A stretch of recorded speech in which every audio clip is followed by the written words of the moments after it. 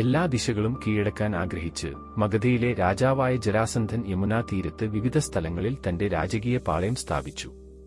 അപ്പോൾ മറ്റ് ആയിരക്കണക്കിന് ആനകളെപ്പോലെ ശക്തനായ കുവലേബിഡ എന്ന ആന കോപാകുലനായി ചെങ്ങല പൊട്ടിച്ച് രാജകീയ പാളയത്തിൽ നിന്ന് ഓടി.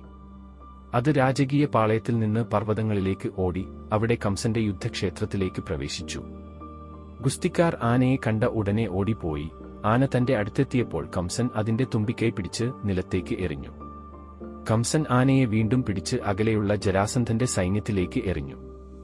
ഈ അത്ഭുതശക്തി കണ്ട് സന്തുഷ്ടനായ മഗധരാജാവ് തന്റെ 2 പെൺമക്കളായ അസ്ഥിയെയും പ്രാപ്തിയെയും അതോടൊപ്പം ആനയെയും കംസൻ നൽകി. വിവാഹ സമ്മാനമായി ജരാസന്ധൻ 100 ദശലക്ഷം കുതിരകളെയും 1,00,000 ആനകളെയും 3,00,000 രഥങ്ങളെയും 10,000 ദാസിമാരെയും നൽകി. പിന്നെ തന്റെ ഭുജങ്ങളുടെ ശക്തിയിൽ അഭിമാനിക്കുകയും യുദ്ധം ചെയ്യാൻ ഉത്സുകനായ ശക്തനായ കംസൻ ഒറ്റയ്ക്ക് മഹിഷ്മതി നഗരത്തിലേക്ക് പോയി.